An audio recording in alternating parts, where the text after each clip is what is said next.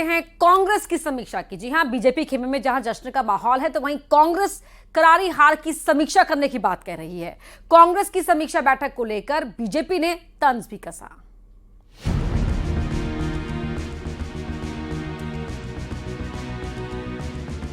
विधानसभा चुनाव में करारी हार के बाद कांग्रेस ने हार की समीक्षा के लिए बैठक बुलाई है। पीसीसी चीफ कमलनाथ, चुनाव प्रभारी रणदीप सुरजेवाला, दिग्विजय सिंह के अलावा सभी प्रत्याशी भी बैठक में शामिल होंगे। बैठक के लिए सभी जीते हारे प्रत्याशियों को भोपाल बुला लिया गया है। देखिए, जब भी आप कोई चुनाव जीतते हैं हारते हैं तो उसके बाद जीत की समीक्षा भी होती है और मेरे को लगता है हार की समीक्षा तो सदैव होती है। जीत का जश्न होता है, हार की समीक्षा होती है।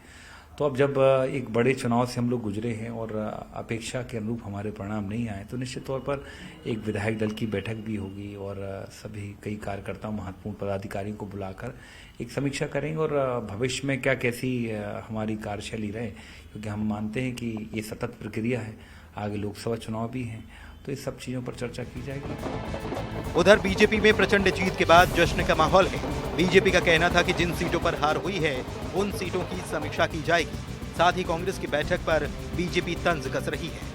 कांग्रेस को हार की समीक्षा करने के लिए बहुत मेहनत करने की आवश्यकता नहीं है। वो जो कपड़ा फाड़ दो परिवारों के बीच हुआ उसने कांग्रेस को फाड़ दिया और जनता के बीच से समाप्त किया। विधानसभा चुनाव के नतीजों के बाद बीजेपी उत्साह से लबरेज है। वहीं कांग्रेस के कार्यकर्ता और नेताओं में निराशा जरूर होगी।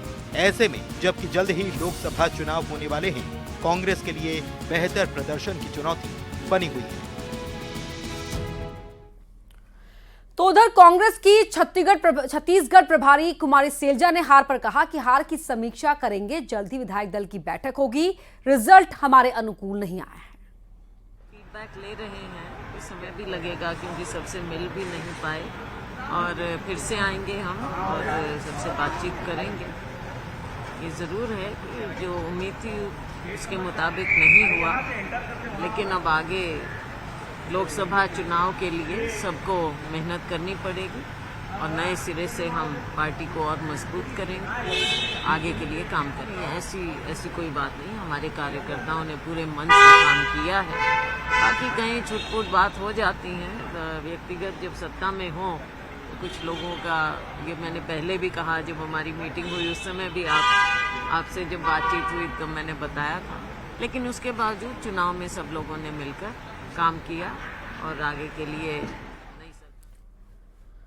इंदौर में कारोबारी के साथ फाइनेंस के नाम पर यूएसडीटी खरीदने को लेकर धोखाधड़ी की घटना सामने आई है। पूरे मामले में क्राइम ब्रांच ने धोखाधड़ी के साथ ही अलग अलग धाराओं में मामला दर्ज कर अज्ञात शख्स की तलाश शुरू कर दी है। क्राइम ब्रांच डीसीपी निमिष अग्रवाल ने बताया कि कारोबारी के साथ लाखों की रकम की धोखाधड़ी की गई। बताया जा रहा है कि पहले फरियादी से आरोपी ने ऑनलाइन संपर्क किया और फिर यूएसडीटी खरीदने को लेकर प्रलोभन दिया, जिसके बाद फरियादी ने आरोपी पर विश्वास कर सामने वाले व्यक्ति पर विश्वास कर लिया।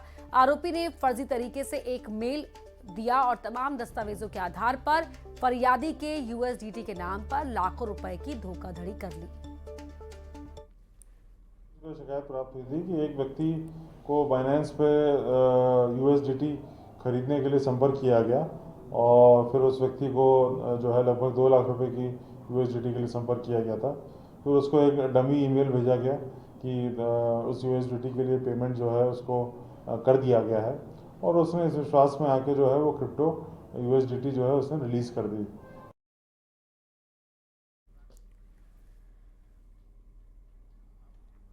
बुरहानपुर से बड़ी खबर का आप रुख कर रहे हैं। इंदौर इच्छापुर जर्जर हाईवे पर तेज रफ्तार ट्रक पलटने की खबर है और इस हादसे में ड्राइवर और क्लीनर जख्मी हो गया है। 15 टन तार पैकिंग के रोलर से ये ट्रक भरा हुआ था।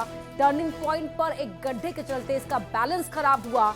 राहत की बात यह है कि जनहानि कोई नहीं हुई, लेकिन ड्राइवर और क्लीनर घायल हुए हैं।